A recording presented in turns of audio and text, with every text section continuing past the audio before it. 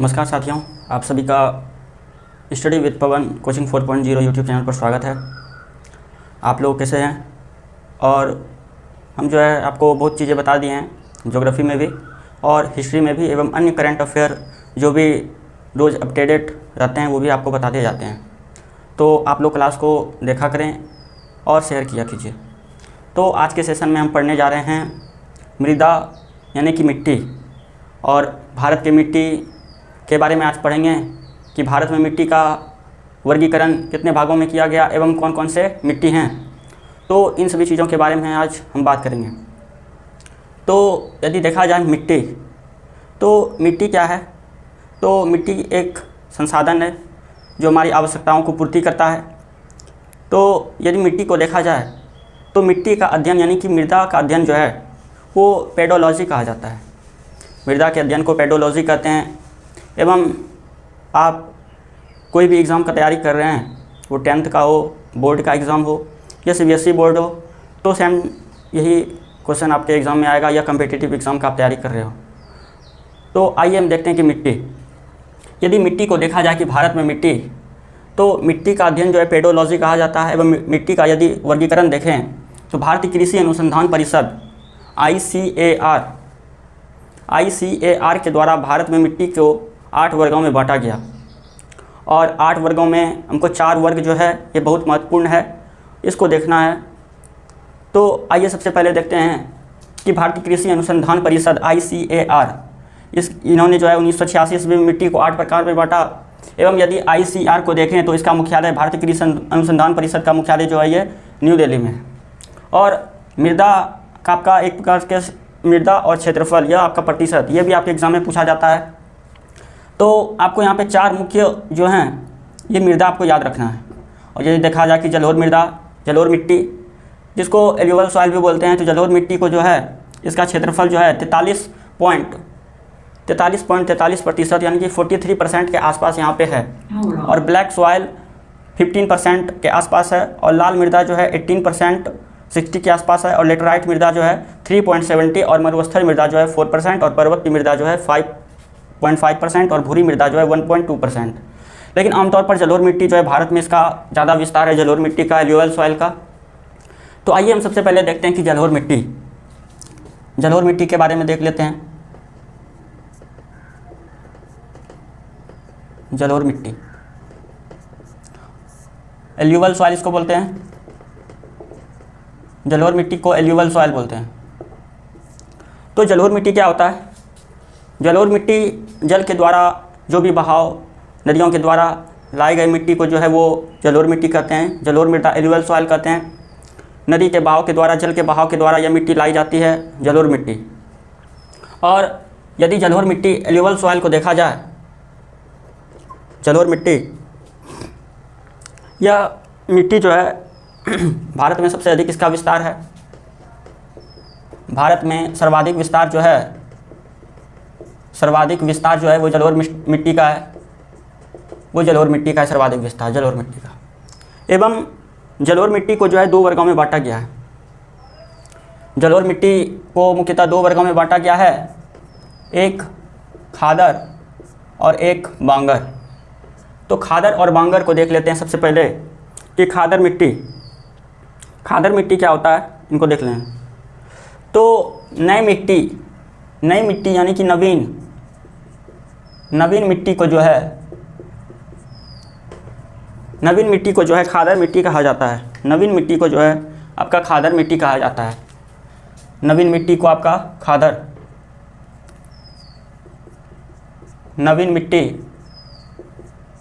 यानी कि नया मिट्टी को जो है, न्यू सॉइल को जो है आपका जलोढ़ मिट्टी एल्यूवल सॉइल बोलेंगे, नया मिट्टी को। और यह मिट्टी जो है प्रत्येक वर्ष बाढ़ के आने के कारण, जो निक्षेप के कारण यह मिट्टी आती है, बाढ़ के कारण। एवं मुख्यतः यदि मिट्टी को देखें तो यह बाढ़ के कारण ही सर्वाधिक आते हैं। और यदि देखा जाए कि खादर मिट्टी जो है, यह भारत में जलोढ़ मिट्टी सबसे अधिक तो विस्तार है ही। और यह मिट्टी जो है भारत के मैदानी क्षेत्र में मिलता है। खादर मिट्टी जो है आपका सर्वाधिक मैदानी भाग में मिलता है।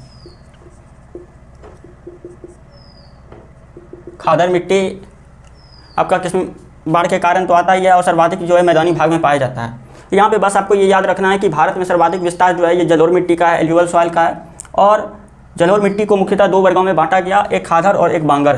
खादर मिट्टी किसको बोलेंगे? नए मिट्टी को, नवीन मिट्टी को जो है खादर बोलेंगे। और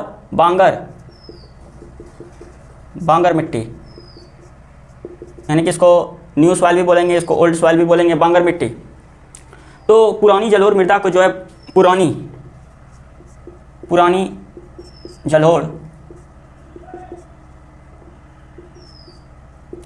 तो बांगर मिट्टी क्या होती है? पुरानी जलोढ़ मिट्टी को जो है बांगर मिट्टी कहते हैं। ओल्ड सॉइल जो है वो बांगर कहला जाएगा। ओल्ड सॉइल क्या कहलाएगा? बांगर। एवं न्यू सॉइल जो है वो कहलाएगा आपका खादर। तो पुरानी जलोढ़ मिट्टी को जो है आपका बांगर मिट्टी कहते हैं एवं नए मिट्टी को जो है वो खादर बोलते हैं। तो ये आप याद रखिएगा ये 2 चीज़ों को। और यदि देखा जाए बांगर, तो इसका जो मुख्य रूप है सतलज यमुना का मैदान, इसका सतलज यमुना मैदान, इन सभी भागों के द्वारा बांगर मिट्टी का विस्तार है। और यदि देखा जाए कि यह तो गंगा में भी पाया जाता है, ये गंगा के मैदान भी भाग में भी जो है पाया जाता है, मुख्यतः गंगा के मैदानी भागों में भी पाया जाता है बांगर मिट्टी। तो मिट्टी को आपको जो है 2 प्रकार से याद रखना है, एक खादर और एक बांगर। एक खादर और एक बांगर।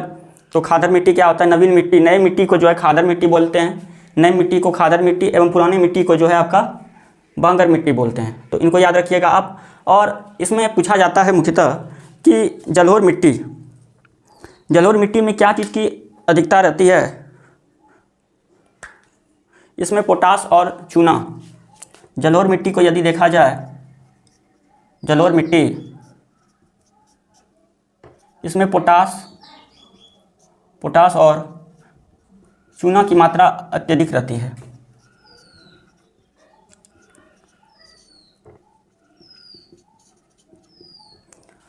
जलोढ़ मिट्टी में जो है आपका पोटास और चूना की मात्रा जो है अत्यधिक रहती है एवं इस मिट्टी में जो है आपका नाइट्रोजन, फास्फोरस और ह्यूमस की कमी होती है।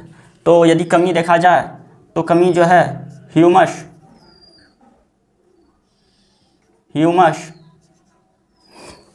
फास्फोरस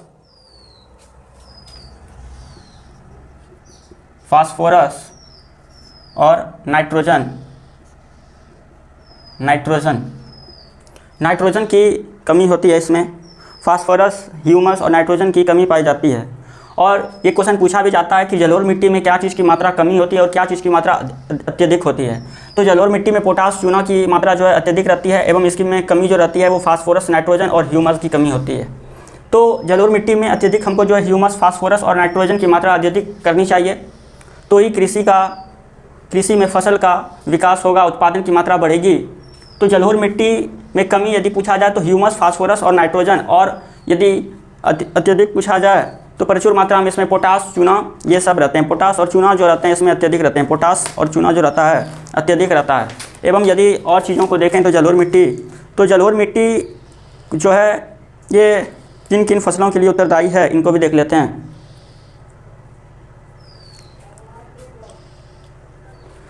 यदि देखा जाए कि जलोढ़ मिट्टी, तो जलोढ़ मिट्टी में जो है गेहूँ, धान, मक्का, जूट, तो फसल के लिए ये जलोढ़ मिट्टी जो कौन कौन से फसल के लिए उत्तरदायी है? तो गेहूँ, जौ एवं अनेक प्रकार के फसल, जूट, मक्का, ये सभी जो हैं इनका गन्ना और मक्का, इन सभी फसल के लिए जो है ये जलोढ़ मिट्टी प्रभावित रहती है, उत्तरदायी है। इन सभी फसल में जो है ये जलोढ़ मृदा से होते हैं ये फसल। तो इन चीज़ों को आप रखिएगा याद, 2 पॉइंट को आप याद रखिएगा कि फसल इसमें जो है गेहूँ, जौ और गन्ना और मक्का, इन सभी जो है जलोढ़ मिट्टी के इसमें जो प्रमुख फसल है ये सब। और यदि इसका सर्वाधिक विस्तार पूछा जाए तो जलोढ़ मिट्टी का सर्वाधिक विस्तार जो है ये उत्तर प्रदेश में है। ये आपका उत्तर प्रदेश में जलोढ़ मिट्टी का सर्वाधिक विस्तार जो आपका उत्तर प्रदेश में है।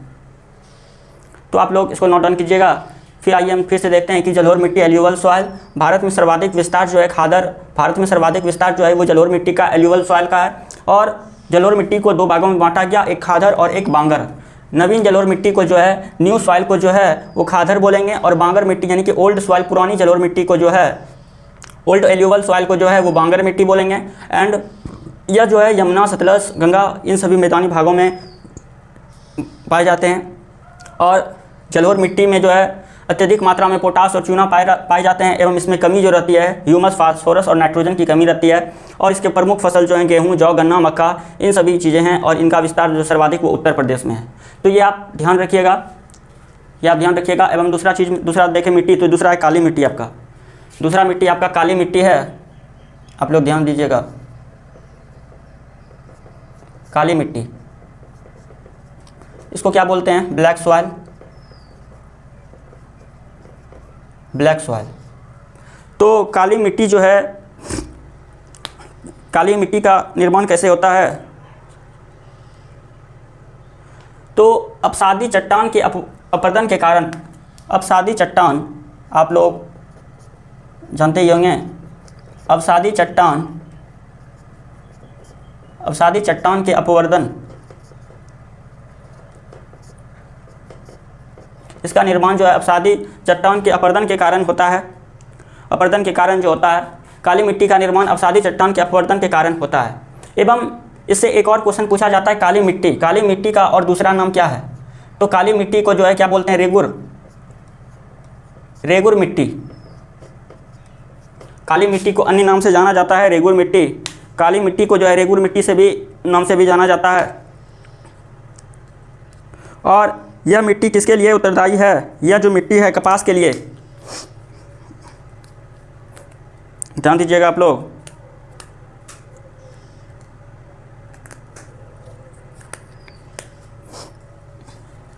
तो काली मिट्टी, ब्लैक सॉइल, अपसादी चट्टान के अपरदन के कारण यह काली मिट्टी का निर्माण होता है। और काली मिट्टी का दूसरा नाम क्या है? रेगुर मिट्टी है। और यह जो है फसल में यदि देखा जाए तो ये कपास के खेती के लिए ये महत्वपूर्ण मिट्टी जो है उत्तरदायी है। कपास की खेती के लिए यह महत्वपूर्ण उत्तरदायी है, कपास के लिए।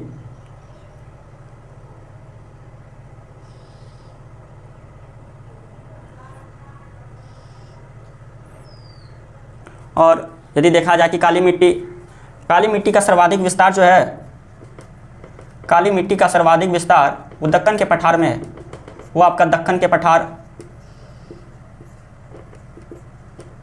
काली मिट्टी का सर्वाधिक विस्तार जो है आपका दक्कन के पठार में है। तो आप इनको नोट डाउन कीजिएगा कि काली मिट्टी अपसादी चट्टान के अपरदन के कारण जो है यह काली मिट्टी का निर्माण होता है। काली मिट्टी को जो है रेगुर मिट्टी बोलते हैं, और यह हर एग्जाम में पूछा गया। ये तो बदनाम क्वेश्चन है, रेगुर मिट्टी कौन नहीं जानता है, सब लोग जानते हैं। तो आप भी जानिए कि काली मिट्टी का दूसरा नाम जो है वो रेगुर मिट्टी है, और यह जो है कपास की खेती के लिए महत्वपूर्ण है।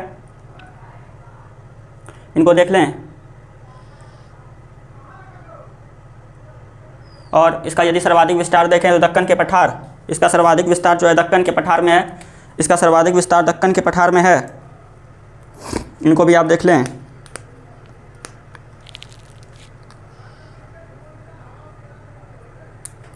इनका सर्वाधिक विस्तार दक्कन के पठार में है।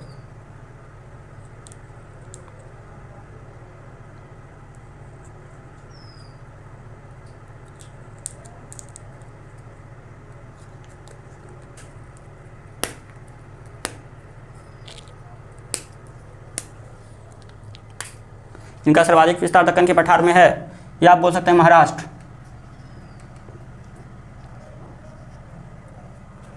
सब मार्कर खराब हो गए। तो इनका सर्वाधिक विस्तार जो है वो महाराष्ट्र में है आपका। और जिस प्रकार हम देखें कि इसमें ह्यूमस की मात्रा कमी होती थी और नाइट्रोजन की मात्रा कमी होती थी, तो उसी प्रकार जो है इसमें कमी जो होगा नाइट्रोजन का कमी होगा। इसमें भी नाइट्रोजन की कमी होती है, इसमें भी नाइट्रोजन की कमी होती है। और फास्फोरस, इसमें भी कमी, नाइट्रोजन फास्फोरस इसमें भी कमी होती है। नाइट्रोजन फास्फोरस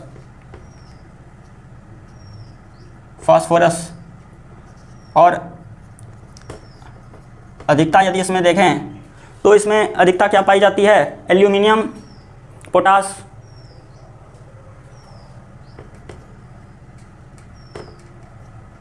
एल्यूमिनियम एवं पोटास की मात्रा अधिक होती है। आप लोग इसको ध्यान रखिएगा, ये क्वेश्चन में पूछा जाता है कि इसमें अत्यधिक जो रहती है एल्यूमिनियम और पोटास की मात्रा अत्यधिक होती है, और कमी जो होती है नाइट्रोजन एवं फास्फोरस की कमी होती है काली मिट्टी में। और यदि देखें इसमें और मुख्य रूप से क्या क्या फसल जो हैं उगाए जाते हैं, और ये सर्वाधिक तो इसका जो ये फसल कपास के लिए महत्वपूर्ण नहीं है, एवं आप यदि देखें तो इसके लिए जो है गन्ना एवं जो फल के लिए भी जो है ये, और प्याज के लिए भी जो है ये महत्वपूर्ण उत्तरदायी फसल है ये। तो आप लोग इसको नोट डाउन कर लिए। काली मिट्टी एवं आप देखें काली मिट्टी एवं लाल मिट्टी की ओर चलते हैं, तो मार्कर सही कर लेते हैं, आप लोग नोट डाउन करें।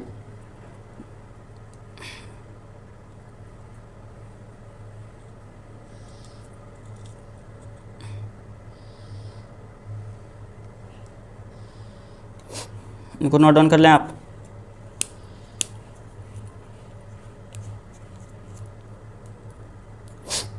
अब हम देखते हैं कि लाल मिट्टी को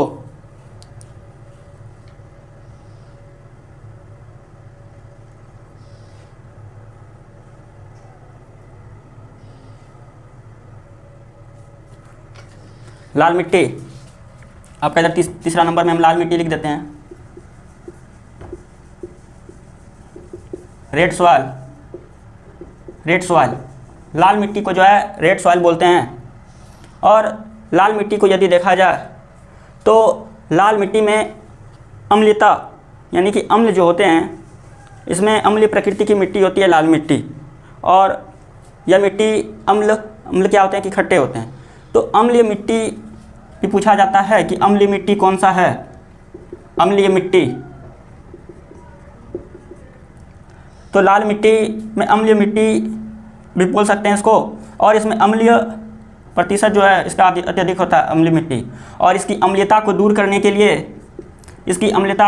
के लिए चूना का प्रयोग करते हैं। लाल मिट्टी में जो है अम्ल की मात्रा सर्वाधिक होती है, और इसकी अम्लता को दूर करने के लिए जो है चूना का प्रयोग करते हैं। आप लोग इसको देखें। और इसमें जो है फेरिक ऑक्साइड की उपस्थिति के कारण ये लाल होती है। फेरिक ऑक्साइड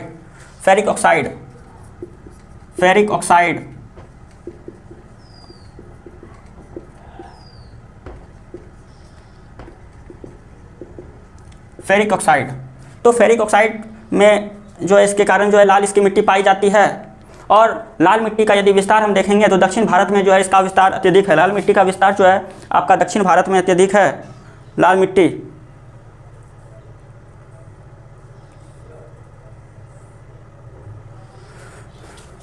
यदि इसका हम विस्तार देखें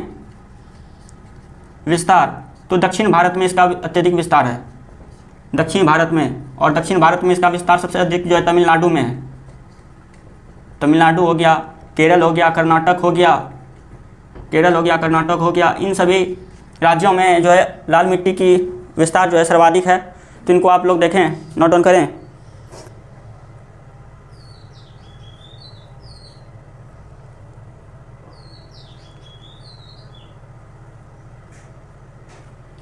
और जिस प्रकार इसमें आपको बताएं कमी, तो इसमें नाइट्रोजन और फास्फोरस की कमी होती है। इसमें नाइट्रोजन एवं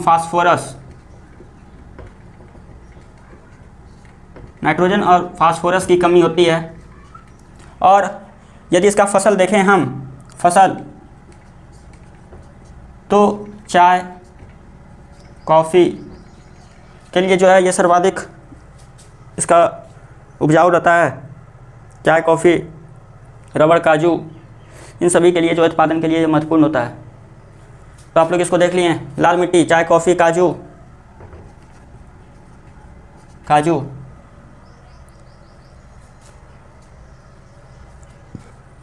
इसको नोट डाउन कर लें।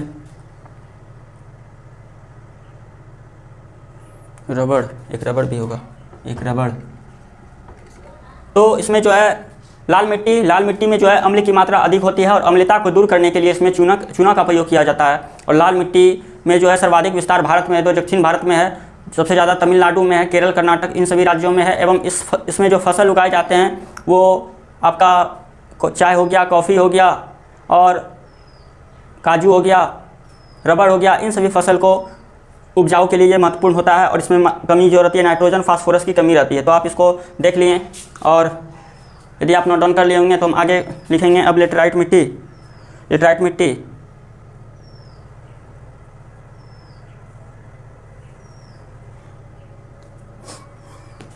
तो आपका यहाँ पे हम लिख देते हैं लेटराइट मिट्टी।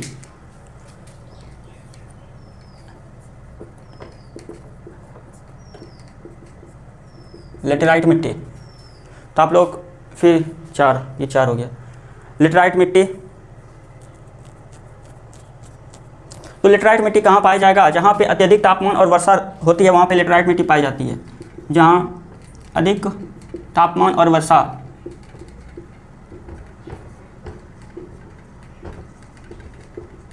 जहाँ पे अधिक तापमान और वर्षा पाया जाता है वहाँ पे लेटराइट मिट्टी पाई जाती है। और लेटराइट मिट्टी को यदि देखें तो इसमें भी जो है आपका इस मृदे में लोहे के ऑक्साइड और एल्यूमिनियम अधिक मिलते हैं। ऑक्साइड और एल्यूमिनियम की मात्रा अधिक होती है। ऑक्साइड और एल्यूमिनियम, ऑक्साइड और एल्यूमिनियम, ऑक्साइड और एल्यूमिनियम की मात्रा अधिक होती है लेटराइट मिट्टी में। और लेटराइट मिट्टी को यदि देखा जाए तो इसमें नाइट्रोजन फास्फोरस की कमी रहती है। नाइट्रोजन फास्फोरस और कैल्शियम, नाइट्रोजन फास्फोरस और कैल्शियम, नाइट्रोजन फास्फोरस और कैल्शियम की कमी रहती है। नाइट्रोजन फास्फोरस और कैल्शियम की कमी होती है इसमें। एवं यदि देखा जाए कि लेटराइट मिट्टी, तो लेटराइट मिट्टी जो है कि मृदा उपजाऊ नहीं होता है। और लेटराइट मिट्टी उतना उपजाऊ अन्य सभी मिट्टी के मुकाबले में उपजाऊ नहीं होता है। इसमें उपजाऊ करने के लिए इसमें जो है अधिक उर्वरक डालने पड़ते हैं। तो यह मिट्टी जो लाल मिट्टी, इसमें उर्वरक की मात्रा ज़्यादा करने पर यह मिट्टी उपजाऊ होती है। यदि यह देखें मिट्टी तो यह भी जो है आपका केरल में इसका विस्तार है। केरल, कर्नाटक, इन सभी राज्यों में जो है लेटराइट मिट्टी का विस्तार है। और यह भी जो है चाय, कॉफ़ी, रबड़ के लिए महत्वपूर्ण है।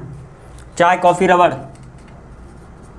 चाय, कॉफ़ी, रबड़, चाय, कॉफ़ी, रबड़ के लिए यह मिट्टी जो है महत्वपूर्ण उत्तरदायी है। तो आप लोग इसको ध्यान दे दिए लेटराइट मिट्टी को। इसमें ये चार मिट्टी जो है आपका बहुत ही इम्पोर्टेंट है। ये चार मिट्टी से आपके क्वेश्चन पूछे जाते हैं। और मृदा आकर्षण को यदि हम देखेंगे, अब जो इम्पोर्टेंट चीज़ है, आप ये चार मिट्टी बस याद रखना है आपको बस ये चार मिट्टी याद रखना है। आप लोग इसको नोट डाउन कर लिए। अब हम दूसरे और देखेंगे मृदा का प्रकार जो भी है।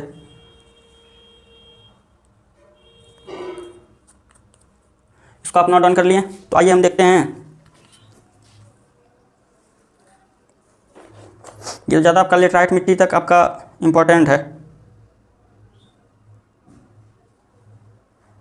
अब पांचवा मिट्टी देखें तो यह पर्वतीय मिट्टी है। इसको आप मिटा देते हैं। तो आप लोग PDF तो आप टेलीग्राम ग्रुप में ज्वाइन करेंगे तो आपको मिल ही जाएगा। अब हम आपके बीच देखते हैं पर्वतीय मिट्टी।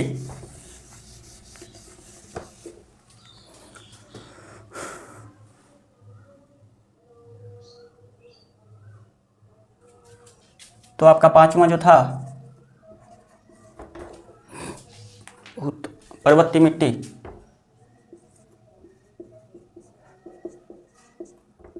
पर्वतीय मिट्टी